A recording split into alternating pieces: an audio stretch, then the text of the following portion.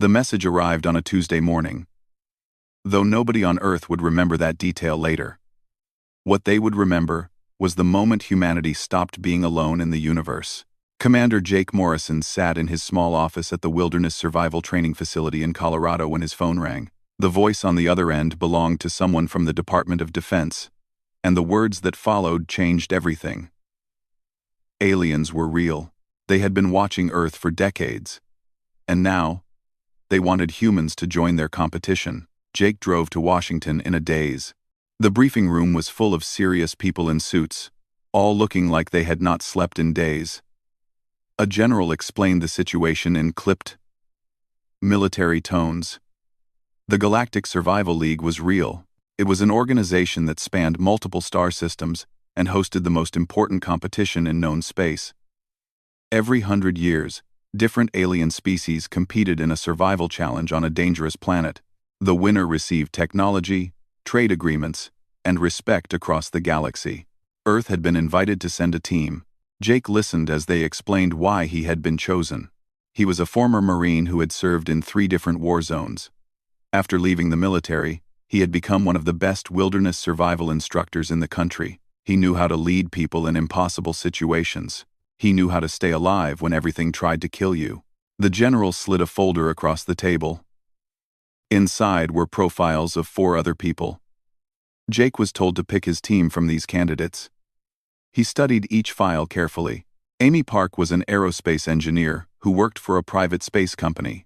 Her file was full of commendations for creative problem-solving. Once, when a satellite system failed, she had figured out how to fix it using only 3 paper clips and a piece of wire. Her supervisors called her a genius. Her co-workers called her crazy. Both were probably right. Lucas Grant was a trauma surgeon who had volunteered with medical organizations in disaster zones around the world. He had performed surgery in tents during hurricanes, in the back of trucks during earthquakes, and once in a cave while rebels fought outside. The man could work under any conditions and never panicked. Sophie Turner was a botanist who specialized in extreme environments. She had spent years studying plants in deserts, Arctic regions, and volcanic areas. She could tell you which plants were edible, which ones were poisonous, and which ones could be turned into tools or medicine. Her knowledge was encyclopedic. Ben Hayes was a structural engineer who built bridges in places where bridges should not exist. He understood forces, materials, and how to make things that did not fall down. His designs were never pretty, but they always worked. Jake approved all 4. The government agreed and brought them to a secure facility for briefing. The 5 humans met for the first time in a sterile conference room. An alien appeared on the large screen at the front.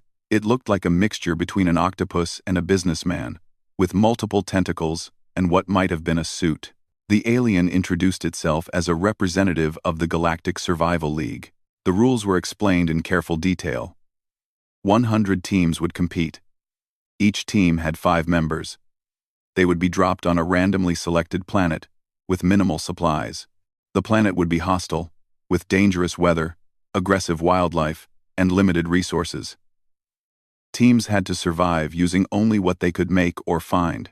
No advanced technology was allowed beyond basic tools. The last team standing won everything. Amy raised her hand. The alien paused, looking confused that someone had interrupted. She asked about the planet's atmospheric composition. The alien blinked several times before answering. Amy then asked about gravity, seasonal patterns, and magnetic fields. The alien seemed annoyed but provided the information. Lucas asked about the other species. What were their biological weaknesses? How did their bodies respond to injury? The alien refused to answer, saying teams had to discover such things themselves. Sophie wanted to know about the planet's ecosystem. Were there plants? Insects? The alien confirmed there was life, but would not elaborate. Ben asked if there were any restrictions on building structures. The alien said no, as long as teams used only materials found on the planet. Jake asked the most important question. Were there any prohibited tactics? The alien seemed confused by the question. It explained that teams could do anything necessary to survive. Killing other competitors was allowed but discouraged because it was considered unsportsmanlike. The 5 humans looked at each other. They all understood something the aliens did not. This was not just a survival challenge. This was a competition. And humans knew how to compete. They spent the next month preparing. The government gave them access to any resources they needed. They trained together, learning each other's strengths and weaknesses. Jake taught them small unit tactics. Amy showed them how to build complex machines from simple parts. Lucas made them memorize first aid for injuries they could not imagine. Sophie drilled them on plant identification until they could recognize families and genera at a glance. Ben taught them about leverage, force distribution, and structural integrity. They watched videos of previous competitions. Most alien teams followed the same pattern. Find shelter, find food, find water, defend position. They waited for threats to come to them. They survived by avoiding danger. Jake saw the flaw immediately. They were playing not to lose. Humans needed to play to win. The day came to leave Earth. A ship arrived in orbit, sleek and silver and utterly alien. The human team rode a shuttle up to meet it. Inside, they found themselves surrounded by creatures from nightmares and dreams. Massive reptilian beings with scales like armor plates. Insect creatures that moved in perfect synchronization. Floating jellyfish things that glowed with bioluminescence. Dozens of other species, each stranger than the last. The humans drew stares. Most aliens looked at them with amusement. A few showed what might have been pity. The humans were small compared to many species. They had no natural weapons. No armor. No obvious advantages. They looked weak. Jake and his team said nothing. They observed everything. They noted which species moved in groups and which operated alone. They watched how different aliens interacted. They paid attention to body language, even when the bodies were nothing like human. During the journey to the competition planet, teams mingled in a large common area. The Krolith, massive reptilian warriors, dominated the space. They had won the competition 3 times before. Other species gave them respectful distance. A Krolith warrior approached the human table. It stood over 7 feet tall, with scales that looked like metal and eyes like a predator. It spoke in heavily accented English, asking if the humans were scared. Its tone made clear it was not really a question. Jake looked up calmly. He smiled and said they were excited for the opportunity to learn. The Krolith laughed. A sound like rocks grinding together. It told them to enjoy their short time on the planet before turning away. Amy leaned over and whispered that the Krolith's scales had gaps near the joints. Lucas added that those eyes suggested excellent daytime vision but probably poor night vision. Sophie noted they were obligate carnivores based on their teeth structure. Ben calculated their approximate weight and center of gravity. Jake just nodded. He was already planning. The ship entered orbit around the competition planet. It was a harsh world of volcanic regions, dense jungles, frozen tundras, and vast oceans. The League representative explained that teams would be dropped in different biomes at dawn the next day. That night, the human team gathered in their quarters. They went over everything one more time. Jake reminded them of the goal. They were not here to survive. They were here to win. That meant being smarter, faster, and more ruthless than every other team. The others agreed. They had trained for this. They understood what knee the drop pod hit the ground hard enough to rattle teeth. Jake felt the impact through every bone in his body. Despite the restraints, the pod's door blew open with a bang, flooding the interior with hot, sulfurous air that smelled like rotten eggs and burning metal. They had landed in a volcanic region. The team unbuckled quickly and stepped out into their new world. Black rock stretched in every direction, sharp and jagged like broken glass. Steam vents hissed from cracks in the ground. In the distance, a volcano glowed red against the dark sky. The temperature was easily over 90 degrees, and they had been on the planet for less than 2 minutes. Most teams would have immediately looked for shelter. The humans did something different. Jake pointed to a flat area about 50 yards away. They moved there quickly, keeping low and watching for threats. Once they reached it, Jake told everyone to stop and observe. For the next hour, they did nothing but watch and listen. Sophie identified 3 different types of plants within visual range. 2 looked like succulents adapted to store water. The third had thick, waxy leaves that suggested it could survive the heat. She collected samples of each, careful not to touch them directly until she could test for toxins. Lucas watched the wildlife. Small lizard-like creatures darted between rocks. Larger predators moved in the distance, their shapes blurred by heat waves. He noted their movement patterns, feeding behaviors, and which ones seemed territorial. Amy studied the terrain itself. She noted wind patterns based on how steam moved from the vents. She identified which rock formations were stable and which showed signs of recent volcanic activity. She sketched rough maps in the dirt with a stick. Ben examined the rocks themselves. He tested their hardness, their weight, how they broke when struck. He was building a mental catalog of materials they could use. Jake coordinated everything. He assigned watch rotations and made sure everyone stayed hydrated from their limited water supply. He was already thinking 3 steps ahead. By sunset on the first day, they had learned more about their environment than most teams would learn in a week. They had also identified a location for their base. It was a natural depression in the rock surrounded by high walls on 3 sides. It offered protection from wind and some concealment. More importantly, it had a small spring where water seeped through the rock. The second day, they began building. But they did not just build a shelter. They built a fortress. Ben directed the construction. They used volcanic rock as the primary material, shaping it with other rocks as tools. The walls were thick and angled to deflect wind and provide shade. They built multiple chambers, one for sleeping, one for storage, one for working. They created a roof using flat stones, layered carefully to shed rain, while allowing smoke from a fire to escape. Amy designed a water collection and filtration system. She used the natural spring as a source but added layers of sand, charcoal from burned wood, and plant fibers to filter out impurities. She created containers from hollowed rocks and sealed them with a paste made from volcanic ash and plant sap that Sophie had identified as non-toxic. Sophie established a garden of sorts.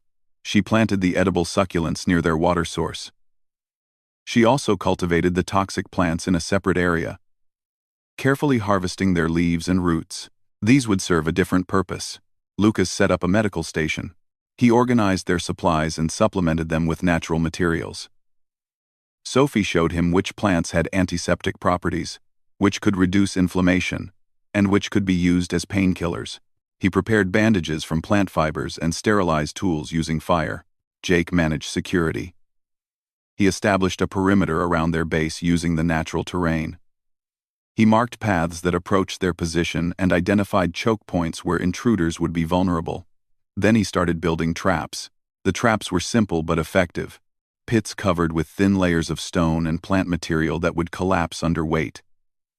Tripwires made from braided plant fibers that triggered falling rocks. Narrow passages where a single person could hold off multiple attackers. By the end of the first week, their compound looked like something from a history book about ancient civilizations. It was primitive but functional. More importantly, it was defensible. The other teams were not doing as well. Through careful scouting, the humans had located 3 nearby teams. One was a group of insectoid aliens who had built a simple hive structure. Another was a team of aquatic beings struggling in the dry heat. The third was a group from a species called the Thorians, who relied heavily on technology. Jake called a team meeting on the 8th day. They gathered in the main chamber as the sun set, casting long shadows across the volcanic landscape. He laid out his plan, and the others listened carefully. They were going to attack the Thorians. The decision was logical. The Thorians had technology that should not work on this planet, which meant they had found a way to bend the rules. More importantly, they had supplies that the humans could use. Taking them out would eliminate a competitor and provide resources. Amy asked how they would do it without killing anyone. The rules allowed it, but Jake wanted to avoid unnecessary violence. He explained that they did not need to kill the Thorians. They just needed to make it impossible for them to continue. They spent 2 days preparing. Sophie created a mild paralytic from plant toxins, something that would cause temporary numbness and confusion but not permanent harm. Amy built several smoke bombs using volcanic sulfur and plant materials. Lucas prepared medical supplies in case anyone got injured. Ben created simple clubs from hardwood they had found near a distant water source. Jake planned the attack itself. They would strike at dawn when the Thorians would be least alert. The goal was speed and surprise. Get in, disable their equipment, take their supplies, and get out before they could respond. The morning of the raid, the 5 humans moved through the volcanic landscape like ghosts. They had painted themselves with volcanic ash to blend with the dark rocks. They moved in single file, using hand signals to communicate. The Thorian camp was poorly defended. The aliens had relied on their sensors and force fields to keep them safe. They had not expected a direct assault. Amy went first. She threw the smoke bombs into the camp, filling the air with thick, choking clouds. The Thorians stumbled out of their shelters, coughing and confused. Jake and Ben moved next. They smashed the Thorian equipment with their clubs, focusing on anything that looked important. Sensors, communication devices, and power sources were all destroyed in seconds. Sophie and Lucas grabbed supplies. They took food, water containers, tools, and anything else that looked useful. They worked fast and efficiently. Like they had practiced, the entire raid lasted less than 5 minutes. By the time the Thorians figured out what was happening, the humans were already gone, vanishing into the rocky terrain, like they had never been there. Back at their compound, the team sorted through the stolen supplies. They had gained several days' worth of food, additional tools, and some interesting technology that Amy thought she could reverse engineer. More importantly, they had sent a message to every team watching. The humans were not playing by the expected rules. Over the next 2 weeks, the pattern continued. The humans identified weak teams and raided them. They never killed anyone, but they were ruthless in their efficiency. Teams that lost their supplies were forced to withdraw from the competition. The aquatic teams surrendered after the humans destroyed their water storage system. The insectoids abandoned their hive after a carefully planned fire drove them out. A team of plant-based aliens withered when the humans diverted their water source. Each victory made the humans stronger. They improved their compound, adding outer walls and watchtowers. They stockpiled supplies from raided camps. They mapped more of the region, identifying resources and threats. Sophie's plant knowledge proved invaluable. She created adhesives that could bind metal, toxins that could incapacitate without killing, and fibers strong enough to use as rope. Her garden expanded, providing not just food but materials for everything they built. Amy's engineering skills turned simple materials into complex tools. She built pulleys to lift heavy rocks, levers to move boulders, and simple machines that multiplied their strength. She created weapons that were not quite weapons, tools designed for construction but easily adapted for combat. Lucas kept everyone healthy. The volcanic environment was harsh, and injuries were common. He treated burns, cuts, and heat exhaustion. He also studied the alien biology of their competitors, learning their weaknesses and pressure points. Ben's structures grew more sophisticated. He built a second wall around their compound, then a third. He created false entrances that led to traps. He designed the entire base so that even if attackers breached the outer defenses, they would face a maze of choke points and killing zones. Jake coordinated everything into a cohesive strategy. He was not just thinking about survival anymore. He was thinking about victory. By the end of the 3rd week, the humans had directly or indirectly eliminated 7 teams. Other teams had started avoiding their territory entirely. The volcanic region, once considered a harsh starting location, had become human domain. In orbit above the planet, the Galactic Survival League Administrator High Arbiter Zelnoth had overseen 43 Galactic Survival League competitions in his long career. He had watched thousands of teams compete across dozens of death worlds. He had seen every strategy, every tactic, and every approach to survival that the galaxy had to offer, or so he thought. The 4-armed administrator sat in the observation chamber high above the competition planet, surrounded by monitors showing feeds from hundreds of cameras scattered across the surface. His diplomatic training kept his face neutral, but inside, he was deeply concerned. On the main screen, the human team was doing something that should not be possible. They were building what appeared to be a siege weapon, not a simple trap or basic tool, but an actual catapult designed to throw heavy rocks over long distances. Zelnoth replayed the footage from the past 3 weeks. He watched the humans land in one of the harshest biomes on the planet. He watched them build their compound with a level of sophistication that took most species months to achieve. He watched them systematically eliminate competitor after competitor using tactics that were clever, brutal, and completely within the rules. That last part bothered him the most. The council chamber filled as other administrators arrived for the emergency session.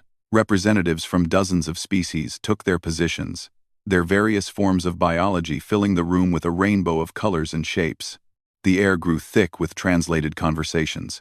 Councillor Vrax, a Thorian representative, spoke first. His metallic voice echoed through the chamber's speakers. He demanded the immediate disqualification of the human team. They had destroyed Thorian equipment in an unprovoked attack. They had stolen supplies. They had violated the spirit of the competition. Zelnoth listened patiently before responding. He asked if the Thorians had been eliminated. Vrax confirmed they had withdrawn after losing their technology. Zelnoth then asked if the attack had violated any specific rules. The chamber fell silent. Everyone knew the answer. The rules were clear. Teams could do anything necessary to survive. That included eliminating competitors, though it was traditionally discouraged.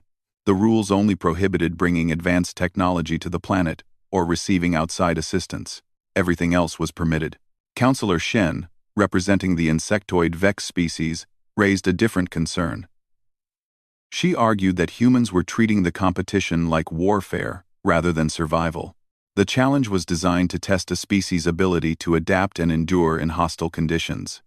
The humans had turned it into a military operation. A reptilian counselor from the Kralith homeworld disagreed. He argued that combat was a valid survival strategy. The Kralith had won 3 times using superior strength and hunting skills. If humans were clever enough to use different tactics, that was their advantage. The debate continued for hours. Some counselors wanted immediate disqualification. Others argued for rule changes to prevent human tactics in future competitions. A few admitted, quietly, that the humans were simply better at the game than anyone expected. Zelnoth called for a review of specific incidents. The technical team pulled up footage of the human raids. The council watched as 5 small beings moved through hostile terrain with military precision. They watched the humans use smoke, toxins, and coordinated attacks to overwhelm larger, stronger opponents. They watched the aftermath as confused aliens stumbled around their destroyed camps. One counselor asked why the humans had not simply killed their opponents. It would have been faster and easier. Zelnoth had wondered the same thing. The footage showed the humans deliberately avoiding lethal force. They disabled, disrupted, and demolished. But they did not kill. It suggested a moral code that valued life even in competition. That made them more dangerous, not less. It showed restraint, discipline, and planning. The council moved to review the human compound. The footage showed a structure that had evolved from a simple shelter into a fortified position. Multiple walls, defensive positions, supply storage, water systems, and what appeared to be a primitive but effective infrastructure. A botanical expert noted the garden.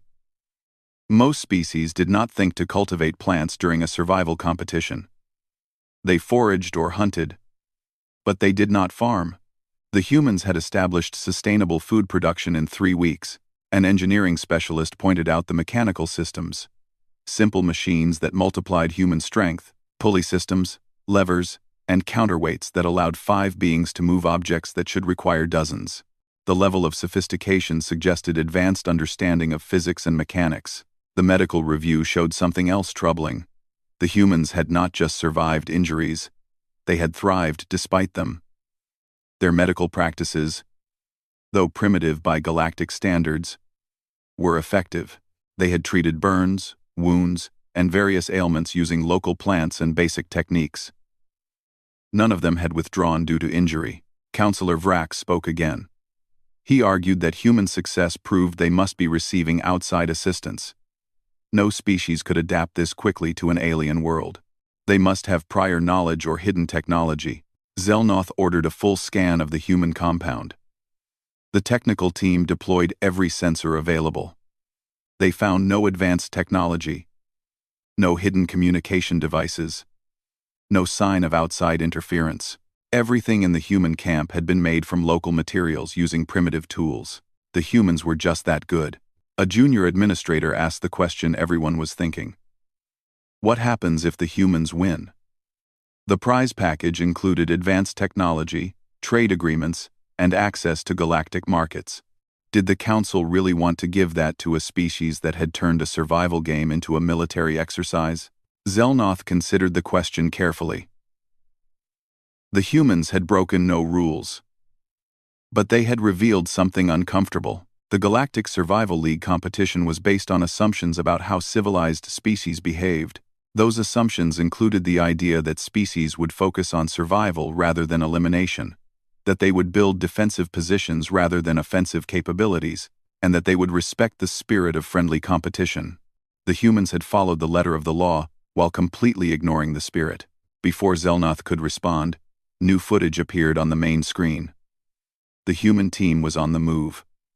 All 5 of them, equipped with weapons and supplies, heading north toward Kralith territory. The chamber erupted in shocked conversation. The Kralith were the 3-time champions, the most feared warriors in the competition.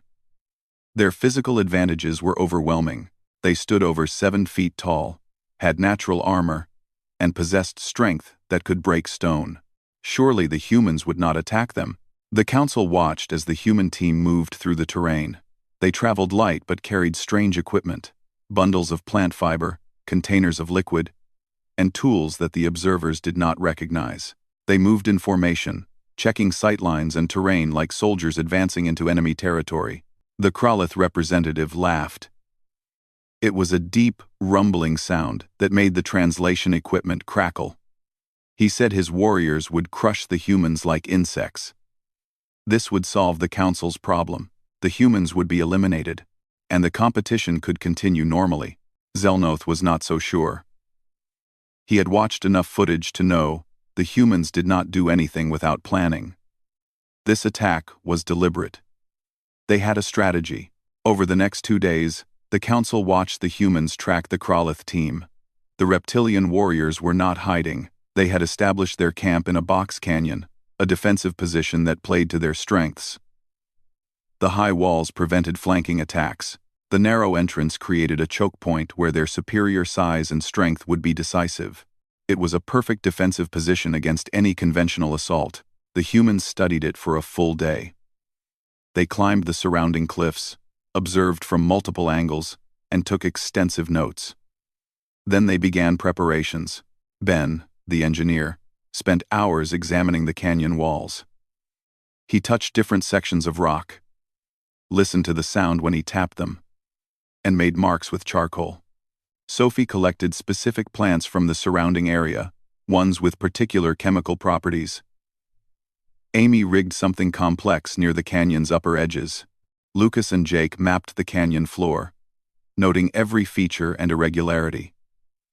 They appeared to be calculating distances and angles. The Council watched without understanding. The humans were clearly planning something. But what could 5 small beings do against Kralith warriors in a fortified position? The answer came on the 3rd day. The humans entered the canyon in the early morning, moving slowly and deliberately. The Kralith spotted them immediately. The reptilian warriors emerged from their shelter. Weapons ready, they advanced toward the humans with confidence. The humans retreated. They ran back toward the canyon entrance, and the Kralith pursued.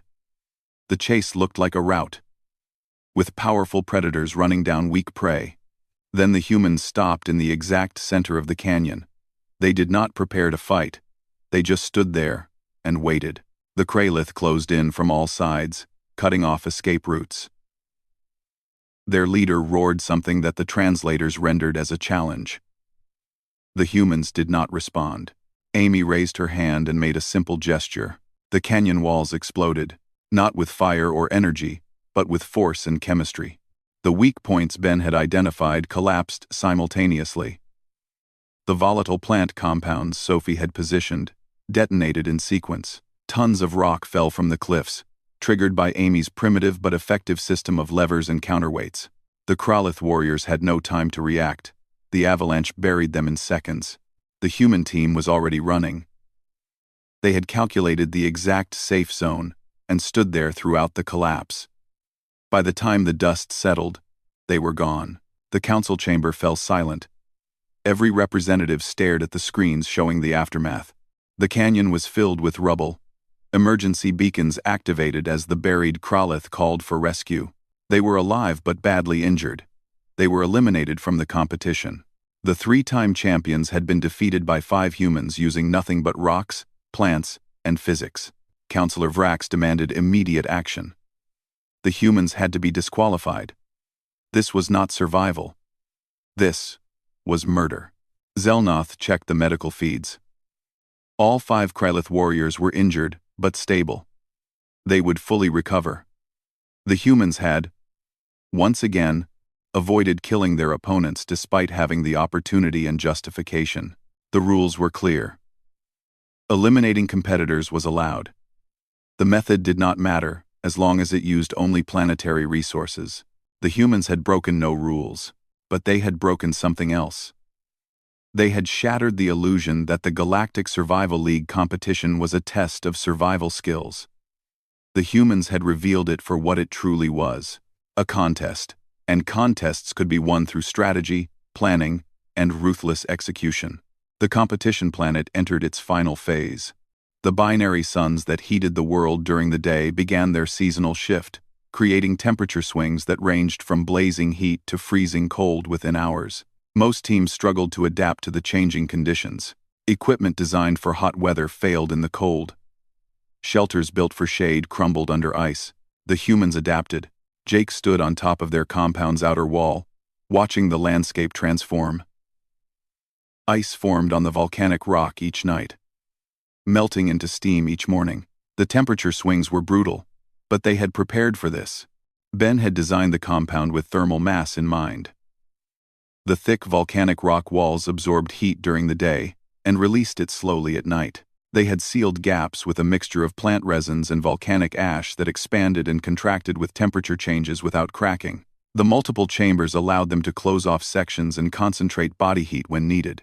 Sophie had identified cold-resistant plants that emerged during this phase. She harvested them for food and materials. She also found that some of the toxic plants became more potent in the cold, giving them new options for defense. Amy had built a heating system using volcanic vents. She channeled steam through carved rock pipes into their living chambers, creating a primitive but effective central heating. She also designed insulated clothing using layered plant fibers and animal hides from creatures they had hunted. Lucas monitored everyone's health carefully. The temperature swings could cause hypothermia, heat stroke, and various other conditions. He made sure everyone stayed hydrated, ate properly, and got enough rest. The harsh environment was taking a toll even on their well-prepared team. Of the original 100 teams, only 20 remained.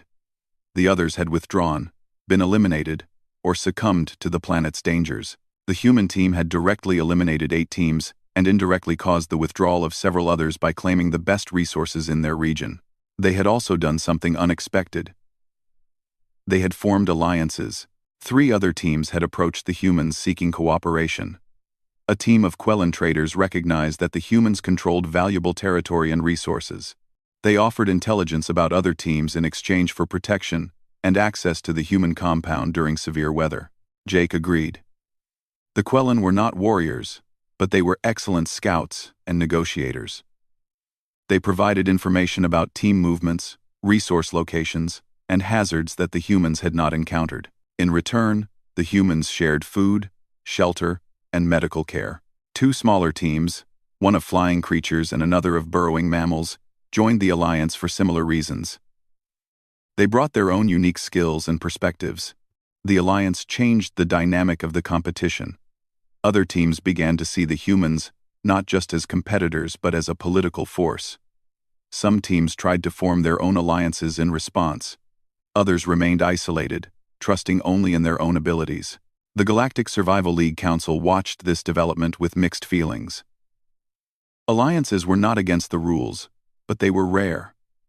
Most teams were too proud or too competitive to work with others. The humans had turned the competition into a diplomatic exercise as much as a survival challenge. High Arbiter Zelnoth called another council meeting. The debate had grown more heated over the past weeks. Some counselors argued that human tactics had improved the competition, making it more interesting and complex. Others insisted that the humans were perverting the original intent. A compromise was proposed.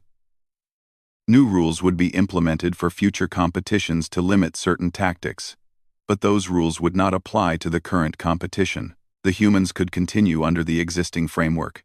The vote passed narrowly.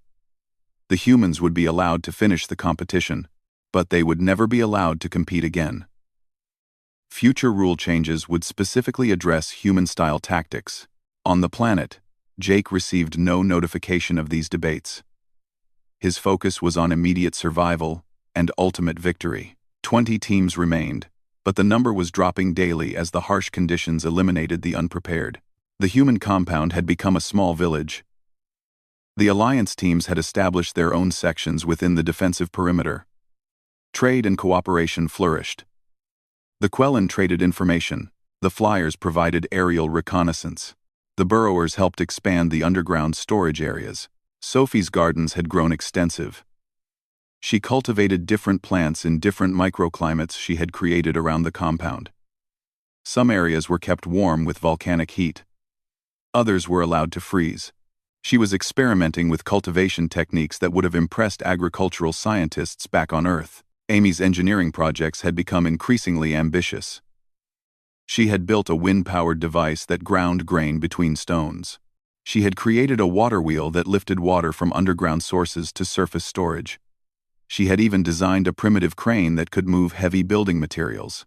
Ben's latest project was a second compound several miles away. He called it an outpost. It would serve as a forward base, a supply depot, and a fallback position if their main compound was ever compromised. The Alliance teams helped with construction, and it was taking shape quickly. Lucas had trained several members of the Allied teams in basic medical care.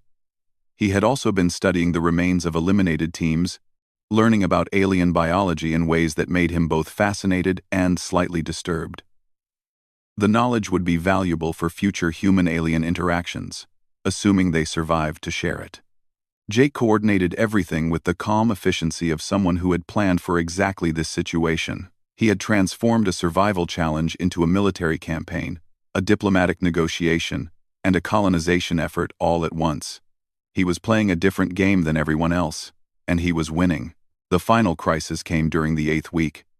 A massive storm system developed over their region, bringing winds that could shred flesh and temperatures that plunged below freezing. The compound's defenses were tested as never before. The outer walls held, but barely. The wind found every weakness, every gap, every vulnerable point. Ice formed faster than they could remove it. Several sections of the roof collapsed under the weight of frozen precipitation. The Allied teams sheltered in the main compound. 40 beings from 5 different species huddled together for warmth and survival. The storm raged for 3 days. When it finally passed, they emerged to find devastation. The landscape had been transformed. Several nearby teams had been wiped out by the storm. Their emergency beacons showed they had been extracted, alive but eliminated. Only 12 teams remained. The humans and their allies accounted for 5 of those teams. 7 others were scattered across the planet, struggling with their own storm damage.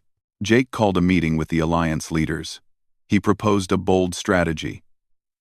Instead of waiting for the competition to end naturally, they would actively eliminate the remaining competitors.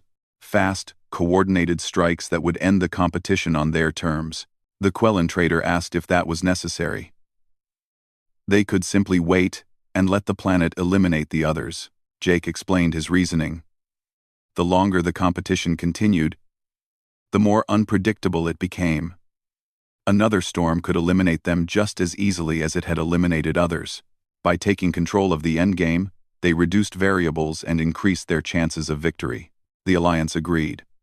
Over the next 2 weeks, they launched coordinated operations against the remaining teams. They did not kill anyone. They disabled equipment, destroyed supplies, and made it impossible for teams to continue. One by one, the competitors withdrew. The galactic audience watched in amazement as the human-led alliance systematically dismantled the competition. What had started as a survival challenge had become a military operation with clear objectives and efficient execution. High Arbiter Zelnoth watched the same feeds with growing alarm. This was not how the competition was supposed to end. There should be drama, narrow escapes, and last-minute reversals. Instead, there was cold, calculated efficiency. The council convened an emergency session. They had to make a decision before the competition ended. Some counselors argued for letting it play out. The humans had won fairly, following all rules. Others insisted that allowing them to win would set a terrible precedent. The debate raged while on the planet below. The last non-allied team surrendered. 12 teams remained, all part of the human alliance. According to the rules, the competition continued until only one team remained. But the alliance teams had no interest in fighting each other. They had worked together, suffered together, and survived together. Jake proposed a solution. The human team would officially withdraw, naming the Quellan team as winners. In exchange, the Quellan would share the prize package with all alliance members according to a pre-agreed formula. The Quellan leader agreed immediately. The other teams supported the decision. It was a perfect solution except for one problem. The Galactic Survival League Council had finally reached their decision. The notification arrived at the human compound just as Jake was preparing to broadcast their withdrawal. The message was clear and official. The human team was disqualified for conduct unbecoming of the competition. They had not violated any specific rule, but they had violated the spirit of the challenge. Jake read the message aloud to his team. Amy laughed. Lucas shook his head. Sophie smiled. Ben asked if they got to keep the stuff they built. The official extraction shuttle arrived the next morning. The human team packed their personal items, said goodbye to their allies, and boarded the craft. As they lifted off, Jake looked down at the compound they had built. It stood proud and strong, a testament to human ingenuity and determination. The Quellan team won the competition officially, sharing the prizes with the other alliance members as promised. But everyone watching knew who had really won. The humans returned to Earth as legends. They had been banned from an alien comm. The shuttle ride back to the Galactic Survival League orbital station was quiet. Jake and his team sat in the passenger compartment, watching through the viewport as the competition planet grew smaller behind them. 2 months of their lives had been spent on that harsh world. And now it was over. Amy broke the silence first. She pointed out that they had technically won even if they were disqualified. They had outlasted 95 teams and only left because they were ordered to, not because they were defeated. Lucas added that they had probably learned more about alien biology and survival techniques than any human in history. The information they brought back would be invaluable for future contact with other species. Sophie mentioned her plant samples. She had collected seeds and cuttings from dozens of alien plants, all carefully preserved and documented. Earth's botanical gardens would be studying them for decades. Ben said he wanted to publish a paper about the engineering principles he had discovered. Volcanic rock had different properties than Earth materials, and the building techniques he had developed could have applications in construction and architecture. Jake listened to his team process their experience. They were not bitter about the disqualification. If anything, they seemed proud. They had gone to an alien world, competed against species with natural advantages, and dominated through intelligence, cooperation, and adaptability. The shuttle docked at the orbital station. The same massive chamber, where they had first met the other competitors, now felt different. Other teams watched them with wary respect. The Kralith warriors, their injuries healed, nodded in acknowledgement as the humans passed. The massive reptilians no longer looked amused or condescending. A League official escorted them to a private meeting room. High Arbiter Zelnoth waited inside, his forearms folded in what might have been a formal posture. He spoke through a translator device. He explained the Council's decision in diplomatic terms. The human team had followed all written rules but had violated the unwritten expectations of civilized competition. Future rules would be modified to prevent similar tactics. The humans would receive no prizes and would be banned from all future league events. Jake listened patiently. When Zelnoth finished, Jake asked a simple question. Had the humans actually done anything wrong? Zelnoth paused. He admitted that technically, no rules had been broken. The disqualification was based on precedent and tradition rather than regulation. Jake nodded. He said he understood and held no hard feelings. He thanked Zelnoth for the opportunity and the experience. Then he asked one more question. Would the Council be interested in consulting with humans on future rule design? After all, humans had clearly found loopholes that needed to be addressed. Zelnoth's expression was hard to read on his alien features, but something that might have been amusement flickered across his face. He said he would bring the suggestion to the Council. The human team returned to their quarters to prepare for the journey home. They had a few days before the Earth transport arrived. During that time, something unexpected happened. Other teams started visiting them, not to confront or complain, but to talk and learn. The Quellan traders came first. They had officially won the competition, thanks to the Human Alliance strategy. They wanted to establish formal trade relations with Earth. They offered technology in exchange for human strategic consultation and survival training. The flyers who had joined the alliance asked if humans would teach their species about coordinated tactics and defensive structures. Their homeworld faced threats from predatory neighbors, and they had seen what human military thinking could accomplish. Even teams that had not been part of the alliance came to talk. A species of aquatic beings asked about water management systems. A team of crystalline entities wanted to understand human adaptability. They had watched the humans transform a hostile environment into a thriving base, and they wanted to know how. Jake and his team spent their remaining days sharing knowledge.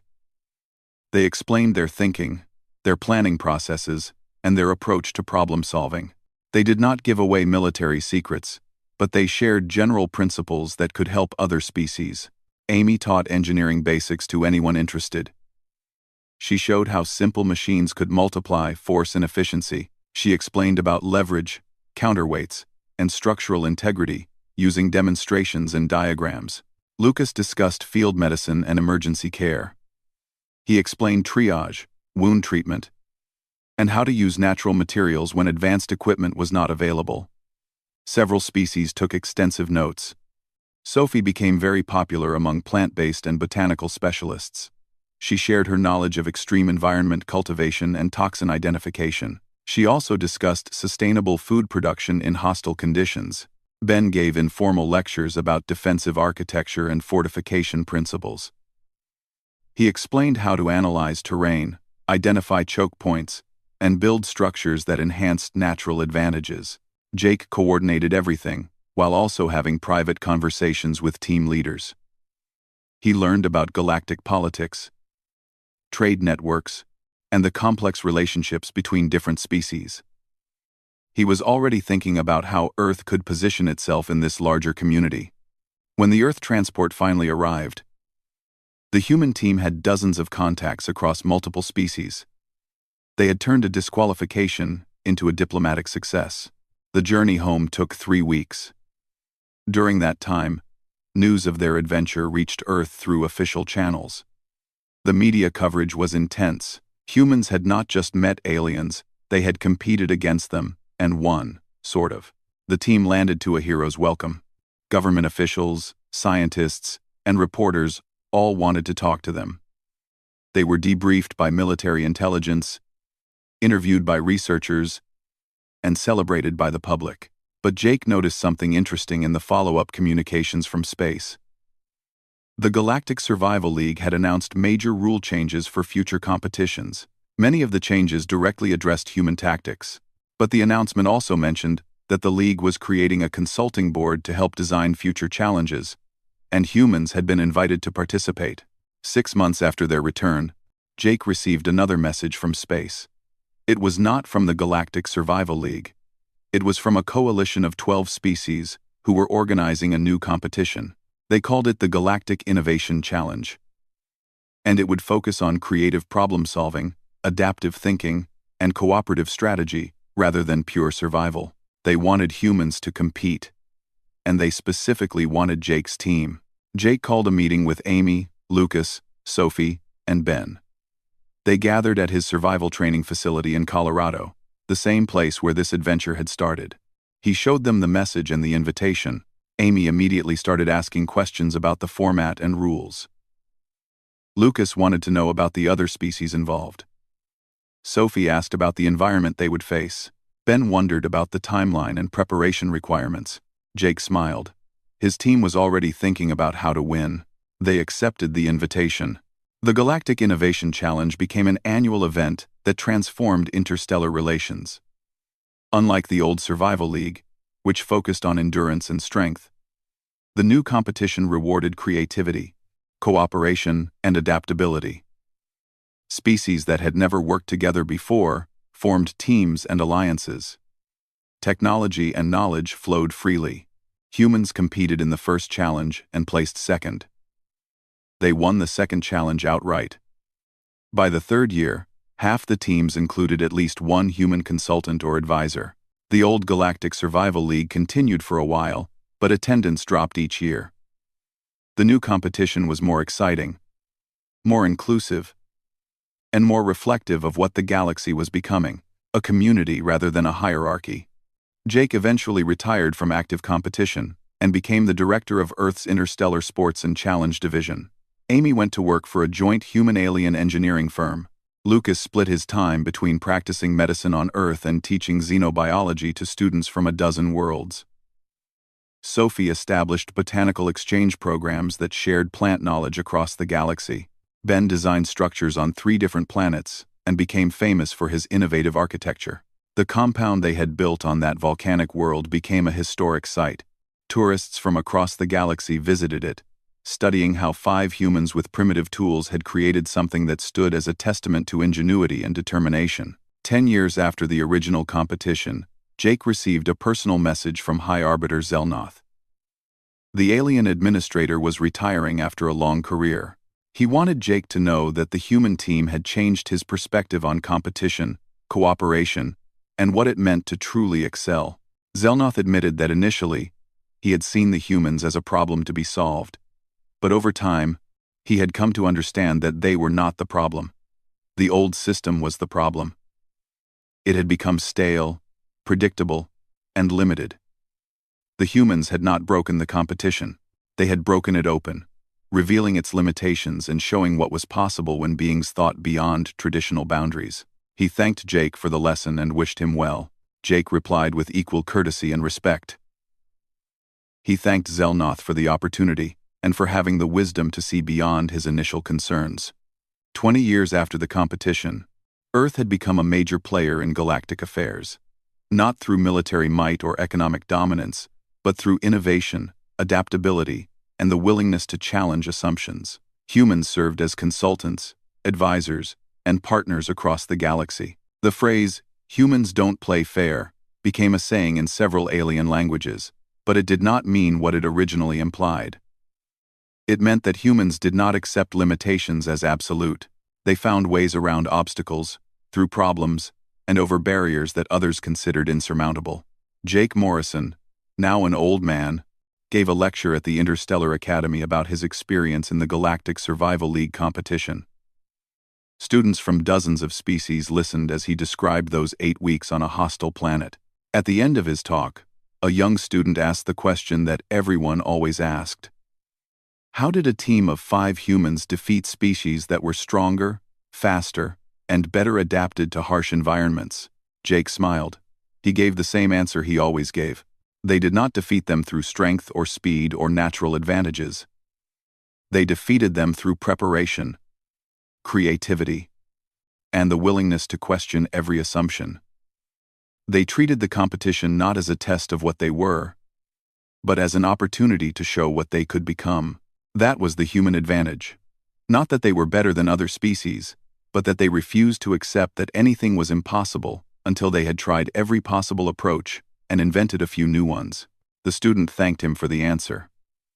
Jake could see in their eyes, whether those eyes were human, alien, or something in between, that they understood. The galaxy was not about who was strongest or fastest or most naturally gifted. It was about who could adapt, innovate, and imagine new possibilities. And humans were very good at imagining new possibilities. Jake looked out at the diverse audience. Beings from across the galaxy learning together, competing together, and building a future together. This was what he and his team had really accomplished on that volcanic world. Not victory in a competition, but a demonstration that changed how species viewed themselves and each other. They had been banned from the Galactic Survival League because humans did not play fair, but in the end, they had won something much bigger than a competition. They had won respect, friendship, and a place in a galaxy that would never be quite the same, and that was the real prize all along. Petition not for cheating, but for being too good at it. They had shown the galaxy that humans did not play by expected rules. They found every advantage, exploited every opportunity, and turned every limitation into strength. High Arbiter Zelnoth filed his final report on the competition. He recommended extensive rule changes for future events. He also added a personal note that would circulate through galactic diplomatic channels for years to come. Never underestimate humans. They do not see rules as limitations but as frameworks for creativity. They do not see competition as a test of existing abilities but as an opportunity to develop new ones. They do not see survival as the goal but as the beginning. The galaxy had learned a valuable lesson. Humans were now part of the interstellar community, and nothing would ever be the same. Zelnoth called for a vote on rule changes. Should the Council implement new restrictions to prevent human tactics in future competitions? Before the vote could proceed, something unexpected happened. 6 different teams still active in the competition broadcast a joint message. They argued that the humans had made the competition more interesting. They claimed that banning innovative tactics would prove the League feared merit over tradition. The message was signed by teams from 6 different species, including some who had initially mocked the humans. The council was divided. Half wanted the humans gone. Half wanted them to continue. The vote was deadlocked. Zelnoth made a decision that he knew would be controversial. The humans could continue for now, but the council would monitor them closely. Any actual rule violation would result in immediate disqualification. On the planet below, the human team had no idea they were causing such chaos. They were too busy planning their next move, unaware that the galaxy was watching their every step with a mixture of fear, admiration, and concern. It's watched the feeds with growing alarm. The humans were not supposed to be this effective. They were a primitive species, barely capable of space travel. They should have been struggling to survive like everyone else. Instead, they were dominating. Emergency meetings were called. Debates raged about whether the humans had violated any rules. Technical reviews confirmed they had not. Everything they did was technically legal according to the competition guidelines. They used only materials found on the planet. They built only with their own hands. They fought only with primitive weapons they crafted themselves. But they were treating a survival challenge like a military campaign. That was never the intent of the competition. The debates continued. But on the planet below, the humans were not paying attention to galactic politics. They were too busy preparing for their next move.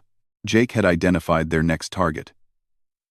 The Kralith warriors who had mocked them on the ship were camped in a region to the north. They were the favorites to win. The 3-time champions who thought themselves unbeatable. The humans were going to prove them wrong. Needed to be done. Morning came. Teams assembled in the drop bay. Each group received identical supply packs containing basic tools, water containers, and emergency medical supplies. The packs were designed to give everyone an equal start. The humans checked their gear carefully. Amy immediately started thinking about what each item could be used for beyond its intended purpose.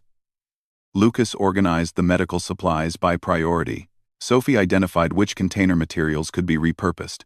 Ben tested every tool for structural integrity. One by one, teams loaded into drop pods. The humans were assigned to pod 73. They strapped in and waited. The pod sealed with a hiss of pressurized air. Jake looked at his team one last time before the drop. They all nodded back. They were ready. The pod detached from the ship and fell toward the planet below. Through the small window, Jake watched as other pods scattered across the sky like seeds in the wind. Each one carried 5 beings who thought they knew what survival meant. The humans were about to show them they were wrong.